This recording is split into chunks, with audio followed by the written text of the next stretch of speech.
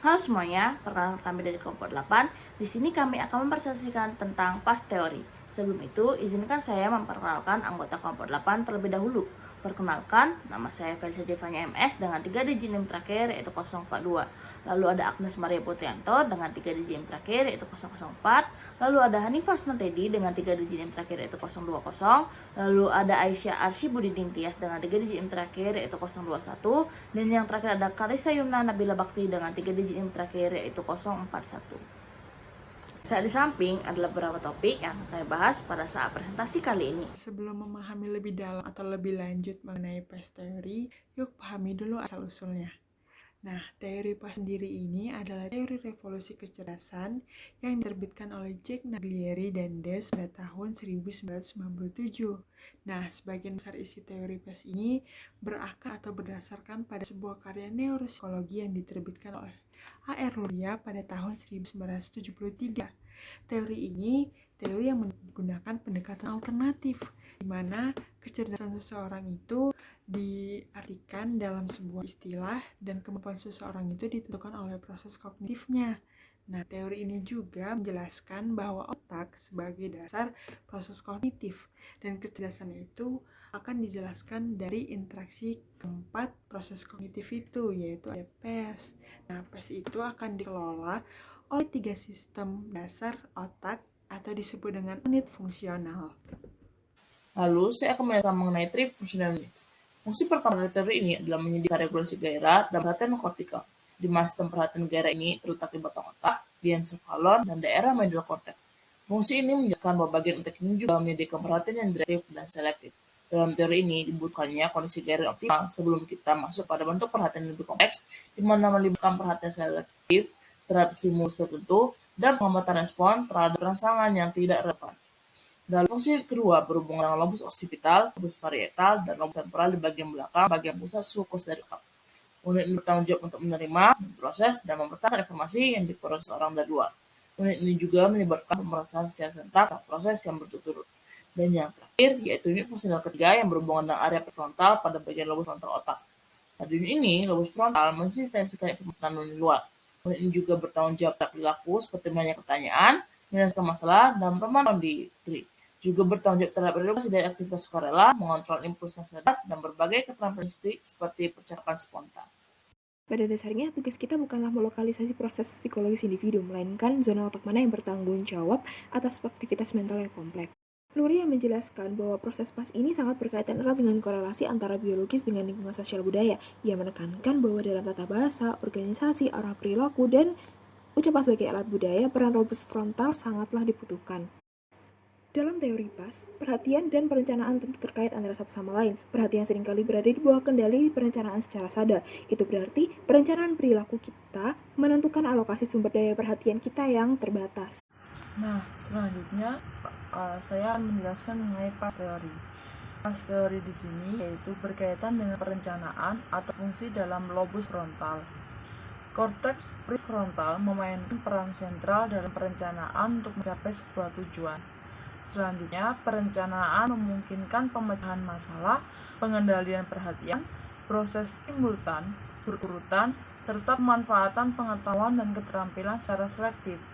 Selanjutnya, teori PAS adalah alternatif untuk pendekatan kecerdasan yang secara tradisional memasukkan tes verbal, non-verbal, dan kuantitatif. Dan yang terakhir yaitu memperluas pandangan tentang kemampuan apa yang harus diukur, serta menekankan pada proses psikologis besar dan menghalangi tes seperti pencapaian verbal seperti kosakata. Teori PAS sendiri ini dioperasionalkan atau diaplikasikan menjadi dasar bagi Cognitive Assessment System atau CAS. CAS ini adalah sebuah sistem atau program pengembangan yang dirancang secara sistematis berdasarkan empiris untuk mendapatkan ukuran yang lebih efisien dari proses yang dikelola secara mandiri atau sebuah sistem yang digunakan untuk mengukur proses kognitif mengenai kecerdasan. Tapi CAS ini juga tidak hanya mengenai kecerdasan, dia juga digunakan untuk melakukan proses diagnosa, kemudian melakukan proses diagnosa seperti kesulitan belajar, learning disabilitas, kemudian attention deficit disorder, kemudian ada autisme, retardasi mental, masalah kognitif, yang terkait dengan penuaan, Down syndrome, dan perubahan-perubahan kognitif lainnya yang disebabkan oleh kerusakan otak seperti stroke atau trauma otak yang disebabkan oleh kecelakaan. Selanjutnya, pendukung empiris dari teori PAS. Yang pertama adalah validity. Teori PAS berakar pada karya neuropsikologis milik Luria, di mana penelitian ini didasarkan pada kombinasi ekstensif dari pemahaman Luria dan para peneliti lain tentang fungsi dari otak. Di awal validitas teori PAS termasuk elemen dasar untuk tes kompetensi kognitif anak-anak. Dari sana, para peneliti menemukan bahwa kinerja awal proses ini menunjukkan bukti perbedaan perkembangan menurut usia untuk anak-anak, usia sekolah dasar dan menengah. Terlepas dari kenyataan bahwa ukuran teori PAS tidak termasuk tes seperti aritmatika dan kosakata, bukti menunjukkan teori PAS yang digunakan oleh CIAS berhasil untuk memprediksi kinerja akademik individu, dan hal ini secara tidak langsung menjadi dukungan kritis untuk teori tersebut. Nah, yang selanjutnya adalah diagnosis. Diagnosis ini memiliki dua tujuan penting. Yang pertama adalah untuk menentukan apakah variasi dalam satu karakteristik itu menentukan perbedaan dari satu kelompok dengan kelompok lain. Yang kedua adalah untuk menentukan apakah data yang ada itu membantu dalam proses pengambilan keputusan. Nah, yang selanjutnya adalah PAS profile. Tekanan ditempatkan pada tingkat PAS teori daripada tingkat subtest yang spesifik. Subtest memiliki kehandalan yang lebih rendah daripada skor skala komposit dari masing-masing PAS proses. Penting juga untuk mengetahui bahwa analisis profile konstruksi lulusnya tidak boleh dibuat secara terpisah atau tanpa informasi penting tentang kinerja akademik anak. Analisis PAS profile harus mencakup variasi pencapaian, sehingga diagnosis banding berdasarkan konfigurasi variabel di seluruh tes daripada hanya satu tes yang lebih memungkinkan. Yang selanjutnya adalah anak-anak dengan ADHD. Berbeda dengan defisit perhatian, defisit perencanaan dihipotetiskan menjadi tanda pembeda ADHD dalam batasan PAS teori. Hal ini sesuai dengan pandangan Barclay bahwa ADHD adalah kegagalan kontrol diri, misalnya dalam perencanaan dalam PAS teori daripada kegagalan perhatian. Selanjutnya adalah anak-anak dengan gangguan membaca. Menurut Das, Parilla, dan Papadopoulos tahun 2000, itu beberapa penelitian tentang hubungan antara PAS dan gangguan membaca mendukung hipotesis bahwa dalam memprediksi gangguan membaca, proses distal seperti PAS proses itu sama pentingnya dengan proses proksimal, seperti kesadaran fonologis dan tes mukodean fonologis lainnya. Hal ini menunjukkan bahwa PAS teori dan skor yang terkait memiliki kegunaan untuk diagnosis banding, dan perluasannya itu adalah untuk perencanaan pembelajaran. Selain itu, hal ini juga memberikan dukungan terhadap validitas diagnosis. Oke, selanjutnya saya akan menjelaskan mengenai prescription, yang sejauh mana teori pemrosesan kognitif akan menginformasikan pengguna tentang intervensi yang merupakan dimensi penting dari validitas. 4 sumber utama untuk menerapkan teori PAS atau yang kita kenal dengan PAS teori untuk remediasi akademik dan instruksi antara lain. Pertama, PAS Remedial Program atau PREP. Yang kedua, metode fasilitasi perencanaan. Yang ketiga, Learning Problem a Cognitive Approach. Dan yang keempat atau yang terakhir yaitu Helping Children Learn Intervention Handout. Selanjutnya, saya akan menjelaskan mengenai comparability. Comparability merupakan sejauh mana konstruksi pemrosesan kognitif memiliki relevansi dengan beberapa tugas target. Adapun contoh di comparability yaitu hubungan antara konstruksi dan kinerja kelas. Di bagian ini kita melihat kepada satu isu yaitu hubungan antara ukuran perhatian dan tingkat perhatian dalam kelas. Isu ini menjelaskan di mana anak harus lebih selektif memperhatikan rangsangan dan mengabaikan stimulus yang relevan sehingga menunjukkan bahwa anak menolak gangguan.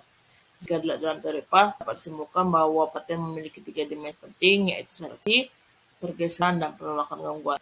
Maka dari itu, salah satu cara untuk menguji kompatibilitas antara teori PAS terhadap perhatian kelas adalah dengan melihat hubungan antara ukuran perhatian dan kehadiran kelas. Adapun percobaan teori ini menggunakan subtes JAS bagian perhatian ekspresif dan perhatian reseptif serta tes selective auditory attention sebagai tes tambahan. Dalam tes ini, penilaian guru terhadap perhatian siswa di kelas dibuat dengan Das Attention Checklist atau disebut dengan ACL, yaitu daftar periksa yang berisi 12 item untuk menilai sejauh mana perhatian yang ditunjukkan oleh seorang anak. Semua item pada daftar periksa memuat satu faktor yang menyumbang lebih dari 70% variasi. Nah, yang selanjutnya adalah replicability atau standarisasi, di mana nilai dari setiap teori pemrosesan kognitif itu terkait pada sejauh mana teori tersebut dapat diterapkan oleh penguji, dan diatur dalam mode formal dan standar untuk memastikan replikasi oleh setiap praktisi. Nanti, di mana CAS itu dapat diterima sebagai penilaian yang valid dari pas proses dan dapat digunakan dengan berbagai tujuan. Selanjutnya adalah Psychodiagnostic Utility. Hal ini dikemukakan oleh Dillon pada tahun 1986, berkaitan dengan kemudahan teori pemrosesan kognitif tertentu yang dapat digunakan dalam praktik. Nah, kriteria ini juga berkaitan dengan gagasan Mesick pada tahun 1989 tentang validitas konsekuensial dan menekankan transisi dari teori ke praktik untuk mencakup sejauh mana teori tersebut dapat diterapkan secara efektif. Sekian dari kelompok 8, mohon maaf apabila ada kekurangan dan kesalahan dalam pemaparan materi kali ini. Terima kasih.